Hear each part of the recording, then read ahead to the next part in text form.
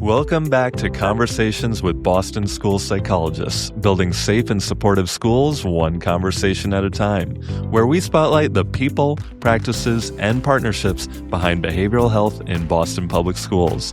I'm here with our Senior Director of Behavioral Health Services, Dr. Andria Amador, and today we're so excited to welcome Dr. Anastasia Skalski. Welcome, Stacy. Thank you so much for joining us. Thank you. And a quick introduction. Prior to retirement, Dr. Skalski was the Director of Professional Policy and Practice for the National Association of School Psychologists, and Dr. Skalski has over 30 years of professional experience in the field of school psychology, including serving as the Coordinator of Mental Health Services for the Douglas County Schools, as a Research Assistant Professor at the University of Colorado, Denver, and as a School Psychologist Practitioner for Douglas County Schools and Cherry Creek Schools.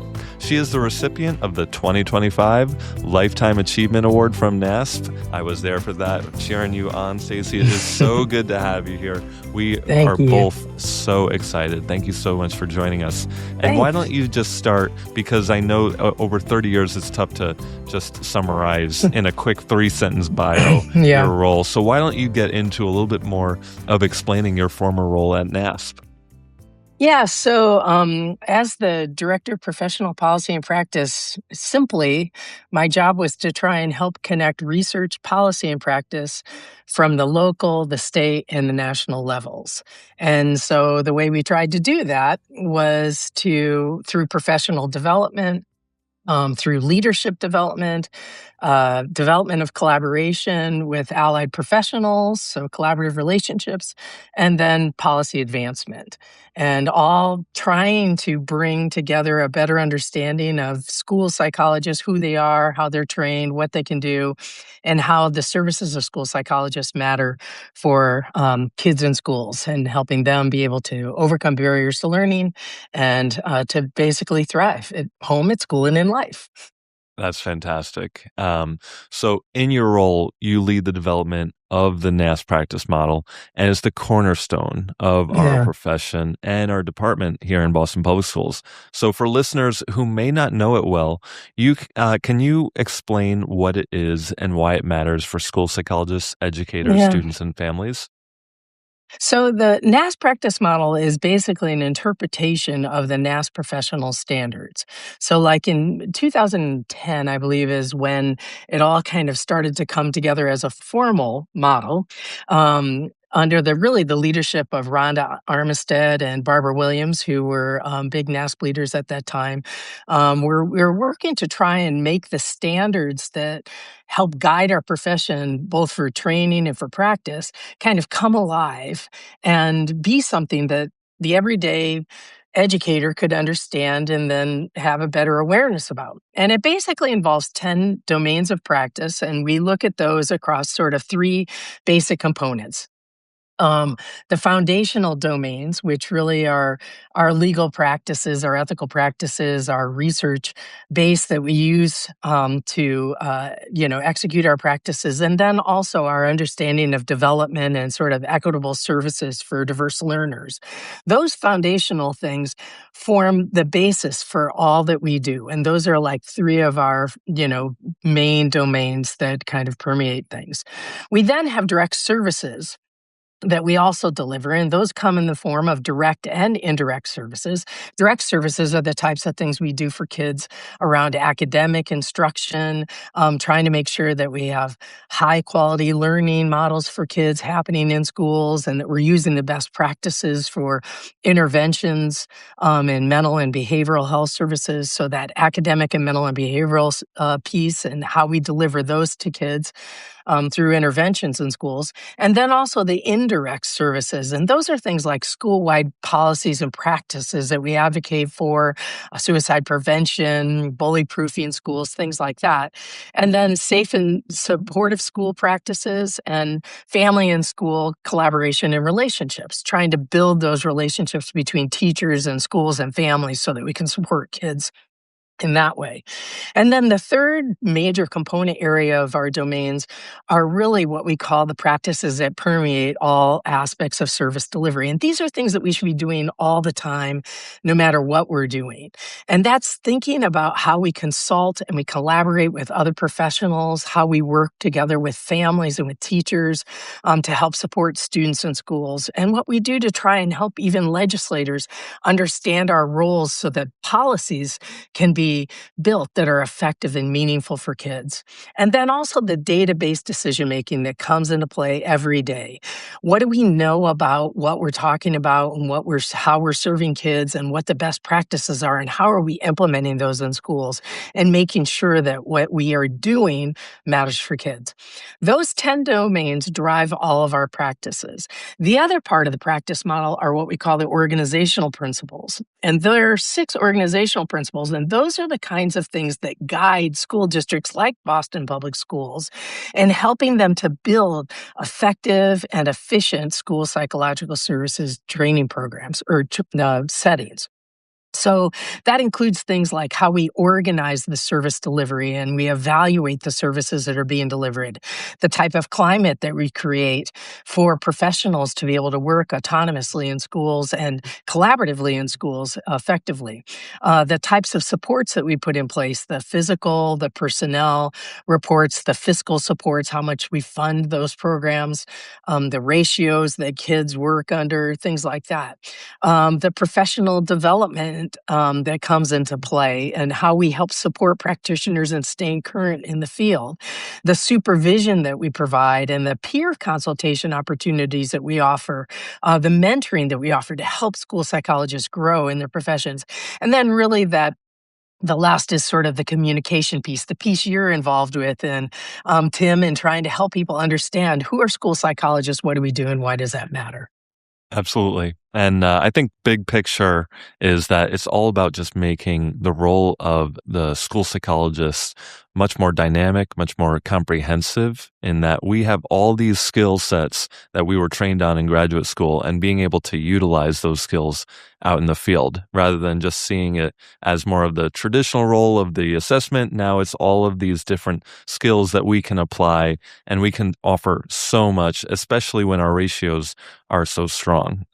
And so segueing to Boston Public Schools, who, by the way, has phenomenal ratios, one of the best in the country, and has the ability to create this comprehensive role. In 2010, Boston Public Schools adopted the NASP Practice Model. They really loved the idea of the comprehensive role and embodying that.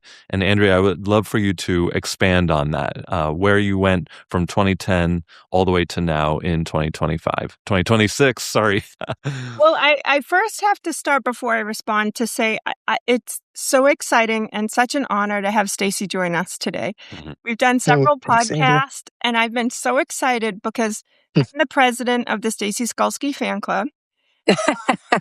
And I say that with all sincerity. It's an honor to be with someone I see as a hero and as a mentor, and has had such a profound impact, not just on my career and my own personal and professional development, but on all the work we do in BPS. And during Stacy's Lifetime Achievement Award, I told her this, and I'm going to tell her again. She has impacted the lives of our Boston Public School kids, 50,000 kids for the last 16 years. And that impact and that wave will be forever felt in our city because of Stacy Skalski and everything she has brought to NASP, to the profession, but very personally to me and our department. So it is an honor to be. Well, thank you. Thank you, Andria. But honestly, none of it would have happened if you guys hadn't chosen to embrace the model and the standards and the work that we do in the way that you have. I mean, there's a lot we can do at NASP to try and put ideas out there and put standards out there and guidelines for practice, but it takes school districts like your own being willing to make a commitment to embrace that model and then to implement that model and evaluate that model and support that model. That's what really makes it work. And so I appreciate everything you said, and I've loved being able to work with Boston over the years, and I'm just very proud of the work that you've done there and that the district has done on behalf of kids. Well, we really should have a warning of a Love Fest podcast warning at the beginning, Tim, because I'm not going to stop there, because I do think this partnership, and that's how I view both my relationship with Stacy, but also the district's relationship with NASP as a partnership, has had multiple places where NASP has looked at the research, created best practices, really have spoon-fed to district and school psychologists all of the resources and training needed to implement. We've implemented it and had that kind of relationship. So I want to step back, and before I still answer your question, talk about that there's so many ways in which NASP has impacted this work, and Stacy specifically, that I really want to touch on in this podcast. And Stacy was the first famous NASP person I met. As a member of the board of the Mass School Psych Association, Stacy led the regional meetings when I first became involved back in 2007 in my state association, and in NASP was Stacy leading regional meetings where NASP continues to create these resources and help state associations adopt them. And I went into this space with people I did not know, except for my few people in my state, and developed friendships that last to this day from other state associations.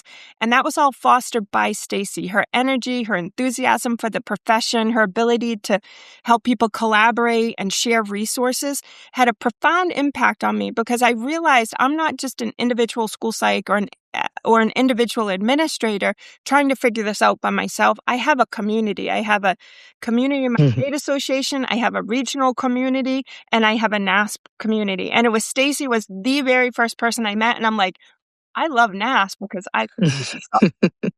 So I just want to say it started with that, and that was work Stacy led. When you asked about her job, she completely minimized her impact, Tim. So I'm going to keep highlighting it. So, and I'm sure she'll touch again on how NASP works with state associations and regional leaders to help get this work done. From there, hearing Stacy talk about all the NASP resources, the next thing that I learned through Stacy that she created and implemented for many years was the Public Policy Institute. So when I'm done, I'll ask Stacy to talk about PPI. It was, and we are going to talk about it in another question, but PPI was the second time that Stacy changed my life, because it helped me realize that I have a voice and I should be using it for kids. So then when the practice model came out in 2010, I was already the president of Stacy Skalski fan club. And I'm like, if Stacy says this is good, I'm going to pay attention to it. We found out about it and we adopted it. So to answer your question, why did we adopt it? One, Stacy said so. But two, it really is years of research put into an easily digestible package for school psychologists and school districts. We at the time had been doing our own evolution. We realized that our department needed to change. When we first started changing in 2007, we had a toxic department. We had no PD. We had no materials. We had no university students. We had no partnerships. We were just struggling. And most importantly, we weren't meeting the needs of kids. So when the practice model came out, we had already spent a couple of years addressing climate, trying to do better PD, but we didn't have a framework to coalesce our services against. And I think one of the most impactful things the practice model gives you is that framework to say, what are the goals I should be setting? What are the benchmarks? What are the services I should be providing? And we adopted it because it gave us that framework, but it also helped us meet our core goal was improving the continuum of services we gave to students using evidence-based, culturally responsive services, and really starting to have more of an impact on student outcomes. And the practice model allowed all of us to do that. And I had the privilege of working with Stacy for many years on the practice model committee. And we'll talk more about that too, into like how this work starts. We often get asked when people see where we are now in 2026 and we have achieved the excellence in school psych services. We didn't start there in 2010. In 2010, we started with a committee of school psychs who wanted to do something different. And every year we are intentional about hitting another goal or looking for another component of the practice model to adopt. So a long answer to say it is a multi-year journey, but it starts with the great resources and services NASP provides that were built under the leadership of Stacy. Absolutely, Andrea. And I just want to add to that once school psychologists started branching out and embracing that comprehensive role, principals started advocating for more school psychologists. They started saying, wow, this school psychologist is so influential in creating such supportive and safe schools in our school, and we need more of them. We need more time from them. We don't want to be splitting school psychologists between schools. And the next thing you know, the amount of school psychologists ratio doubles to the point where there is a lot easier time for school psychologists to provide those comprehensive services, because over a 15-year period, the number of school psychologists in Boston Public Schools doubled. So that is fantastic, fantastic work from the Boston Public Schools. And now to segue to Stacy, yes, as Andrea mentioned, Public Policy Institute is so important for advocacy. And I was hoping you could expand on that, Stacy. Go ahead. Yeah, so I'd love to say that I created PPI, but I didn't actually. It did exist. I came to NASP in 2005, and there had been, I think, two public policy institutes prior to that. What I did do was help the organization believe that that was something that needed to happen on an annual basis. The previous PPIs had been organized by the then Government Professional Relations Committee. And those guys, the GPR committee was doing them on like once every 3 years. And I think they had held two of those previously. But what they are is an opportunity to come together and to learn about advocacy in general. So you're learning the skills of advocacy, and then you're learning how to apply it to both professional advocacy as well as legislative advocacy. And that's the power of PPI, is that you start to understand that it's great if you can advocate on behalf of kids in a school. That's one of the roles we have as professional advocates, but we also have to advocate for ourselves as professionals. Most schools will have one or a half of a school psychologist at most. And that really is hard to get a voice in a school for the services that you're providing if there's such a small number of you. Through learning advocacy skills, and the techniques that you use and things like that, you actually broaden yourself, because you start to build the relationships that are necessary so that when you're not talking about yourselves or in the services you're providing for kids, somebody else is talking about the services that you're providing and the importance that you have in your role for kids. And so it's that expansion of those skills and learning those skills that I think really makes a difference. The PPI is held annually. NASP sponsors it still. The Government Professional Relations Committee is now known as PPAC, the Professional Policy, Advocacy, and Credentialing Committee, which I will never get used to calling it. But even so, PPAC actually organizes and sponsors the organization in collaboration with the NASP policy staff. Kelly Valancourt is the director. And Maria, her assistant, really worked to organize all that. And all of the staff members at NASP actually participate in the development of content with the committee members, and then the delivery of that program. And it's usually a 3-day experience. We had a period of time where we were partnered with the George Washington University, and we had actually a 5-day advanced training at that time too. But those days, kind of COVID killed that, just like it killed so many things. And so we're back to a 3-day experience where people come to Washington, D.C., they hear topics, they hear messaging, they learn techniques, and then they go on their 3rd day of their experience. They go to Capitol Hill and they actually meet with their elected officials from their states and various committee chairs, elected officials who represent committee chairs on Capitol Hill, and they advocate for school psychological services on behalf of kids and mental and behavioral health services. And sometimes they center the PPI around particular themes like safe and successful schools or whatever.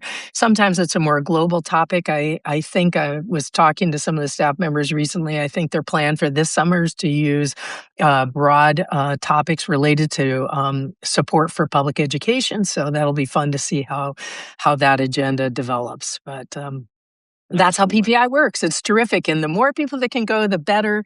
I strongly encourage state associations to consider scholarships for participation to help, deal with some of the costs that are involved in it for people so that you get a broader and diverse group of school psychologists going and getting trained. And the more the merrier. Graduate students, retirees, there's something out there for all of us. There's plenty to be said these days. So. Yeah, it's very multifaceted. It's not just advocating just in schools, but it's also at the district level, at the state level, at the national level, because we all know that there are some laws that come out from left field that are not in the best interests of kids. No. And I'm sure you could name a few, Well, Stacy. Education, absolutely. But education itself is primarily governed by the states. And so you can't think of it as just a Capitol Hill activity. There's very little, actually, that the federal government oversees relative to public education compared to what state governments do and local school districts. And if you're talking about states that have very, the sort of one sheriff, one town mentality, the local control philosophies, that's when your state, your local board of education is probably the most important group that you need to be advocating with. So it really is important for people to understand the breadth of that, the advocacy and how it has to go into play at the local, the state, and the national level. Yeah, absolutely. And Andria, you attended PPI. How has that impacted you as an advocate and a leader in school psychology? Yeah, I encourage everyone listening to the podcast to become part of their state association and members of NASP. This is an example of an incredible opportunity that I was privileged enough to participate in because I was a member of my state association. And the Mass School Psych Association does sponsor board members to go every year to PPI because that's how important we think it is. And I've been involved with NASP since 2007, and by far, I've always said this is the singularly most important PD event that I've done in all those years with NASP. It fundamentally changed my beliefs about my ability to advocate. When I attended, again, I was a board member, but I was also a district administrator, and I was very nervous about, people who know me know I don't mind speaking out and advocating, but I really had this internal belief that I was not an expert enough to go advocate in the political realm. Who am I to tell a politician what to do? And this training, the year I went, focused on data around the health of children. So in and of itself, you get resources that are incredible that you don't know about. But we then took that data and we went to Capitol Hill and talked to the politicians about an area of concern in our region. I was so nervous to talk that I went with a mentor. So shout out to Barry Barbarash from New Jersey, who is my he's great. Forever give him love. And I'm like, Barry, I am so scared. What if I don't know the answer? What's going to happen? And he's like, I'm with you. You start. I'll jump in. We went to the Capitol Hill. So we were trained, like Stacy said. We go, and I'll never forget the Capitol Hill staffer we talked to said, I have a question for you. And I'm sweating, and I'm like touching Barry. Okay, I can do this. The question was, this is literally the question. There are big yellow buses and small yellow buses. Can you tell me why some yellow buses are small? And I just looked at Barry, and I'm like, I am an expert in education because I can answer that question. But it's had such a profound impact on me. One, that I had this opportunity, I had that support from Stacy and Barry. But two, that people like this are making our laws. So I am an expert in children's education, and so is every school psychologist, because every school psychologist I know could have answered that question and has information that they could share with legislators to make the world better for kids. And so I cannot, after I left that, I felt like I'm going to advocate with everybody about everything, because clearly I know a lot when I know the size of buses. And it so inspired me that I'm going to connect it back to the practice model. When that came out, I realized in one of my first conversations with Stacy about the practice model is this is incredible, and it requires a whole bunch of skills school psychs traditionally don't get trained in their program. It requires people to be able to lead, to facilitate teams, to communicate. And that combined with PPI made me realize I need to training myself and for my team on how to advocate. So we come back and we started implementing things such as elevator pitches. So everyone gets trained on, if you run into someone important, a legislator, school committee member, superintendent, as Stacy said, you need to have in your pocket ready an elevator pitch about what your biggest need is. And we literally practice those. We write them and we practice them. And that's all something that came out of PPI that inspired me to say, I can use my voice as a school psychologist to advocate for the kids I serve. And to this day, our state association continues to send people to PPI. I've had members of my team go to PPI. And as Stacy said, we encourage everyone to go. It's a phenomenal experience that will leave you feeling very empowered and create the sense of community. So again, I thank Stacy for creating it or building it up, and for NASP to continue to support it. Yes. And all the related incredible work that Kelly Ballancourt's doing in this space is just amazing. So thank you. Absolutely. Andrea, before we move on, do you want to give a specific example of how advocacy has helped either Massachusetts law or maybe Boston Public Schools when it comes to school psychologists advocating? We've advocated in a variety of ways. Just adopting the practice model officially in our job description was a big win for us because then it codified it. It's not just Andrea's great idea. It is actually best practices and it's how it works. So that's one example. Another is, as you've mentioned, we started with 48 school psychologists serving 60,000 kids.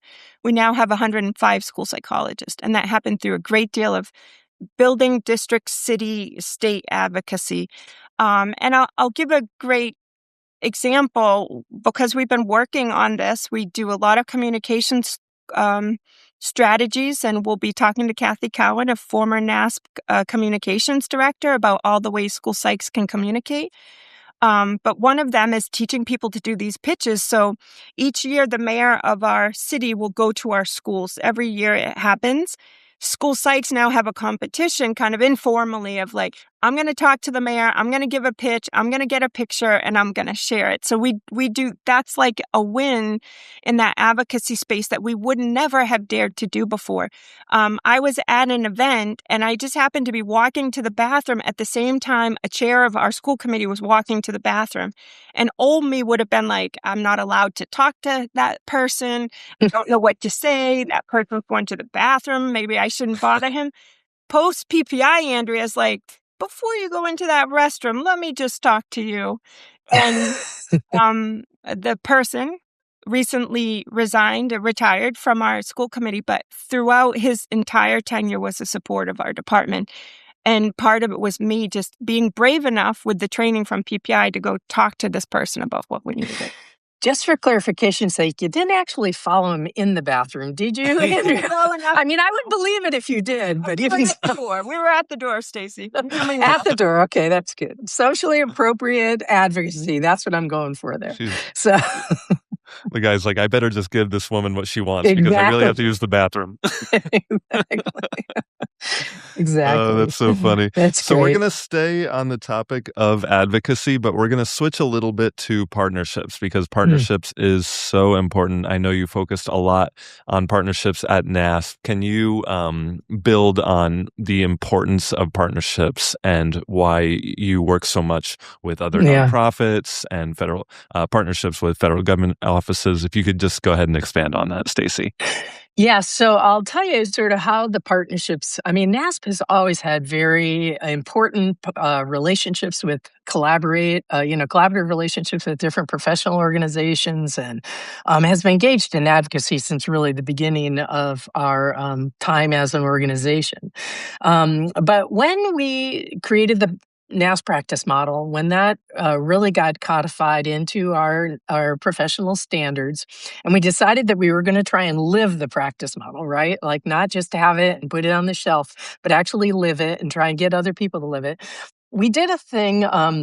The NASP board of directors funded a opportunity to do sort of a advisory group, and what we did was we brought in a bunch of different professionals from allied groups, and we were trying to get a feel. We were thinking about doing a public service campaign at that time, and we were trying to think of, what should be our key messaging. And when we realized we brought all these people in, and these are people who we thought were our partners, really knew what we were doing and what we were up to, and could kind of talk about our services.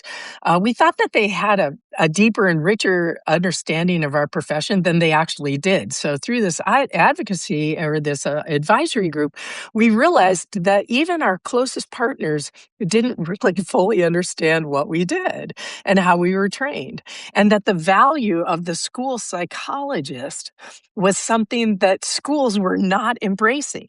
And it was through their experience of being in this advisory group that they helped us realize we needed to back up and we needed to really think more strategically about our collaborations and our partnerships and how we were talking about our skill sets and what we could offer to school accountability models and everything else. Really, the language of the school administrator and how to do that. We really decided we had to go back and we had to start this whole kind of conversation over again. And so at that time, we really just dove much deeper into the partnerships that we were involved in. At that time, we were working with the IDEA partnership, which was a federally funded grant through that the National Association of State Directors of Special Education had. And that partnership was one where we were an active member of that partnership, but the partners within the partnership were all kind of functioning very independently. And in our role with that organization, we began to try and really target and build relationships with other organizations to try and help get the message out that we had a particular skill set that was being underutilized in schools and could be utilized better if people had a better understanding of what we did. And so we really, really beefed up our work with the IDEA partnership, with the National Association of State Directors of Special Ed, with the principals groups. Kathy Cowan, I'm sure we'll talk about this if you're interviewing her. We developed a partnership with the principals organizations, the secondary school principals organization, where we started writing a column for them every month on school mental health issues that was written by school psychologists, but for other educators. And really trying to help, expand that whole conversation about how does mental health influence a child's ability to succeed in school and impact and access the educational curriculum. And we really focused on trying to target that population, the administrators, the school administrators, the superintendents, all of those people to better understand our roles. Simultaneously, on Capitol Hill, we realized that as a single voice, we really were not going to have much of an effect. There was one of us. There are millions of people who are members of the American Federation of Teachers and the National Education Association. So if we tried to really help people understand that if a school psychologist doesn't advocate for something, there's nobody else doing that work. So like when you asked the question, Andrea, who am I to answer these questions? I would ask, if not you, who? Because nobody else knows this stuff. Nobody else knows what we do and how we do it and why it's important. We are the ones who are the keeper of that knowledge. But to do that, we have to build the relationships with other people that we're working with in the school so we're not competing with each other, but we're working to emphasize our similarities, our differences, as well as how we all value add to that. So we really strengthened and began to really work to develop our relationships with the school social workers, the School Social Work Association of America, and then also the ASCA, the American School Counselor Association. ASCA had, at that time, actually created a model that they were getting a lot of traction on, and we learned from them about how they had accomplished that and how they were getting that traction going in school districts and in state departments of education and interest in that. And we started to build similar kinds of, supports in place. And so now when you look at what NASP does and how NASP does it, we do it all in collaboration. We don't try and be a single voice in a huge field of people all clamoring to get the attention of all nearly 500, whatever it is, 35 members of Congress. We try and actually get our people to work together to support the services, because we do these services collaborative in schools. We want to do these services collaboratively in schools. Why not collaborate with these organizations outside of schools on these type of messages that we have that special expertise on? And so that's how we started to build it, and now it's alive and well and thriving. That's fantastic. You and NASP did great work in developing these and continuing to establish these partnerships. That is just phenomenal work, Stacy. Thank you. And Andria, why don't you tell us a little bit more about the community partnerships you've established in the Boston Public Schools? Thanks, Tim. Yeah, I will talk about the importance of partnerships, but as Stacy was speaking, I was thinking of so many specific examples where NASP partnerships have benefited me as a state association member or me as a practitioner or a school district. And so the first that comes to mind is the incredible work Kelly Valancourt did in getting the mental health workforce demonstration grants even funded, and then helping to advocate for all of us when they were discontinued. And as Stacy said, none of that could have happened without years of foundational partnership development to advocate for these types of grant programming. Another area that came to my head when Stacy was speaking is the work around crisis prepare and crisis response materials and partnerships around all the Safe Schools coalitions that NASP has, that then have resulted in resources that we use in our district and I've been trained on as a person, as a professional, because NASP had these partnerships. So I think sometimes folks who aren't involved in NASP, often as a NASP leader, I get the question of what's the benefit of being part of NASP? And it's all of this really national level partnerships, resource development that we can then use back in our district. And so there's coalescing between all these topics we've talked about: public advocacy, state and NASP association membership, and then district impact. It all comes together, I think, in the partnership space. One of the things Stacy used to train us all the time on at these regional meetings I referred to and in PPI is don't wait to be invited to the table. Bring your own chair or convene your own meeting. Leading by convening is something I learned through Stacy specifically in the training. And this concept really, again, changed my mindset. Before this training that I received from NASP and PPI and being part of a NASP leader, I thought I had to wait to be invited. And Stacy said, if not you, who else is going to do it? I thought, a university partner, they're so smart. They're the experts. Or someone at NASP is the expert. And by doing these trainings, I realized, no, I have a voice as a practitioner, and even more as an admin, it's my responsibility to be representing my department, their needs. And I'm not going to wait to be asked to come to a community meeting or a district meeting. I'm going to either invite myself or, better yet, convene the meeting. And that philosophy, just that kind of, sometimes school psychs are rule followers and they wait for permission. It changed my mindset. I don't need to wait for permission. I need to activate. And then sometimes I have to ask for forgiveness if I but I no longer wait to be invited. And so we have some examples of discrete partnerships we've made, because we have partnerships within the district.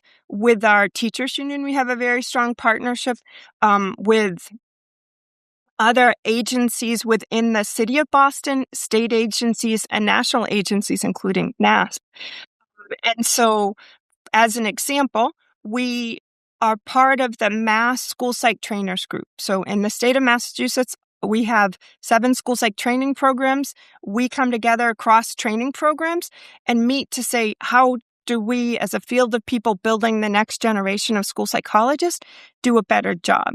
So we used to have an annual conference. We've kind of changed it a little bit, but we, a school district, is part of a partnership with university partners to train the next generation.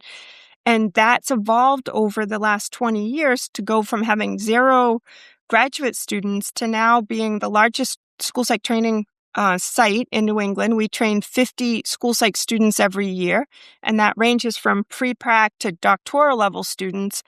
And we're the only APIC approved school-based site in our state. That's great. And all of that happened because we started a partnership with universities. I went to Laura Rogers from Tufts University and Melissa Perot from UMass Boston and said, you guys won't send us any students. What can we do to fix that? And it all started with me reaching out to say, I want to fix this partnership, and people wanted to. We have also done the same thing with mental health partners. We have what we call the Boston School-Based Behavioral Health Collaborative. We bring together the mental health partners that work in our schools and provide services to our students in the community. We meet monthly. We've developed standard of practice. We hold an annual conference, which we just had in January, with more than 300 school psychologists, social workers, and mental health partners come together to all be trained on best practices together. That's an example of a partnership that's grown over time to solve an issue. And if it weren't for, I want to talk about the importance of internal champions and why school psychs have to be those champions. It takes us to lead that and go out and make those partnerships and be present and put the time into the partnerships to grow. And the biggest example I'll just end with is the comprehensive behavioral health model. So as we adopted the practice model, we built what we call the comprehensive behavioral health model, which is basically MTSS and behavioral health coming together with the school psychs as leaders of MTSS in our district. And that collaboration all happened through reaching out to partners and saying, we want to adopt this practice model. We need to change the way we do our work. How are we going to do that? Together, can you partner? And to this date, we still have very deep partnerships with UMass Boston and Boston Children's Hospital to both develop that model and continue to implement district-wide MTSS and BPS. And it all started with just asking someone, do you want to be my partner to do better work? Fantastic. We've heard from various people over these podcast episodes just how important these partnerships are, especially the university partnerships in order to get comprehensive behavioral health model going. And it's just truly incredible work. In addition, it's so necessary. We couldn't do it without these partnerships. And so phenomenal work. And let's move on to our last and final thing. We always like to end this podcast with something fun. So, Stacy, we were wondering if you could give a travel-themed fun fact. Okay. Travel-themed fun fact for myself would be I have visited and spent the night, at least one night, in 49 out of the 50 states. I would love to go to the state of North Dakota, where I have not been yet. If you know anybody in North Dakota who needs a retired school psychologist to come tell jokes or teach on the practice model or something, feel free to let me know.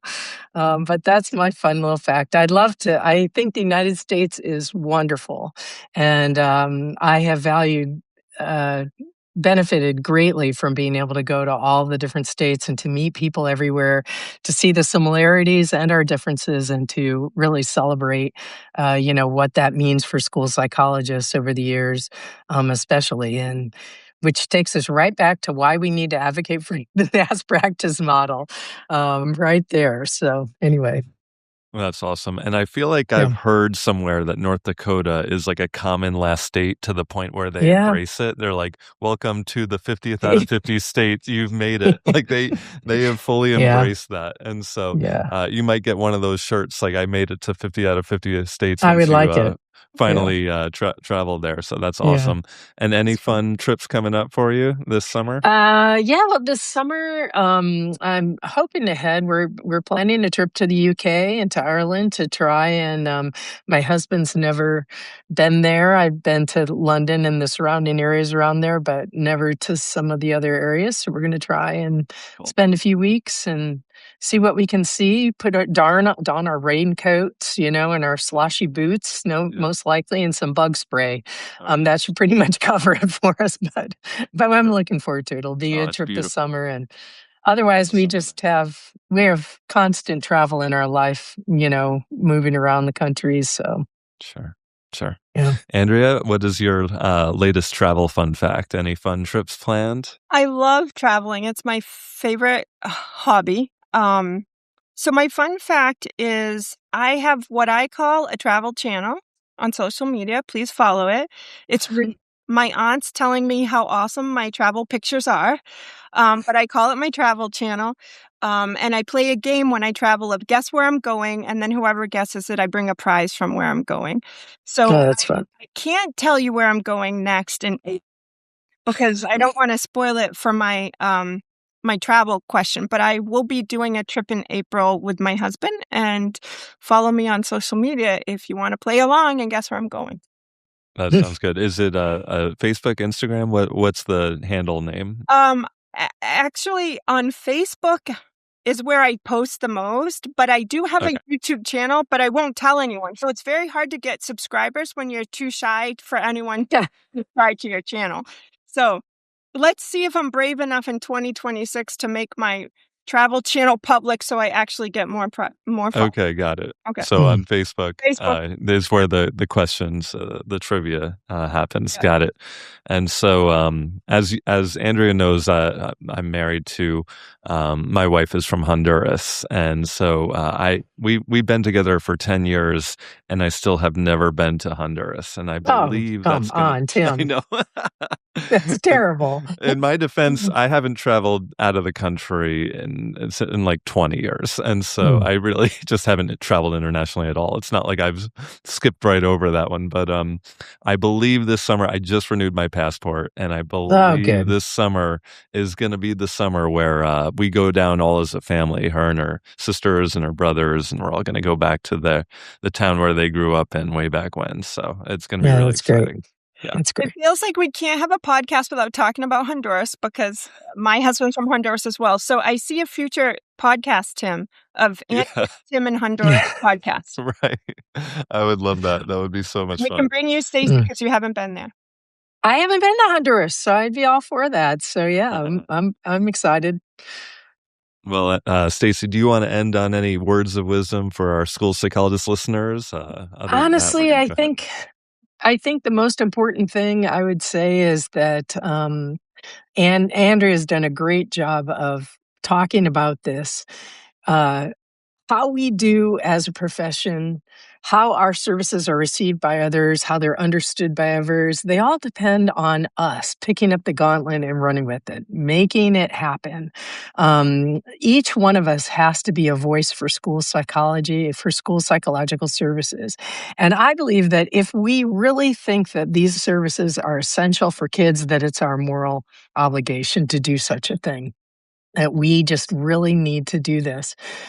We have to help people understand better our value within a school district. And I think that we can do it if we start with advocacy, start with understanding our profession, start by embracing it in total, how we are fully trained, regardless of our own skill set. How you're fully trained at the onset is how we should be advocating for our services and trying to embrace that across school districts. And I think one of the things that Andria is doing through these podcasts that's really important is understanding that the most important way to get this message out is to talk about it from your own personal experiences and what you've done. Putting a face on it is what Kathy Cowan has referred to it as.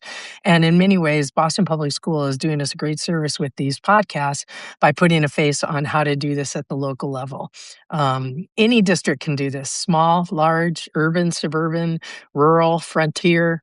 I believe that when you start to understand your own value, you get excited about it, you talk about it, and you hope for it for the kids that you're working for.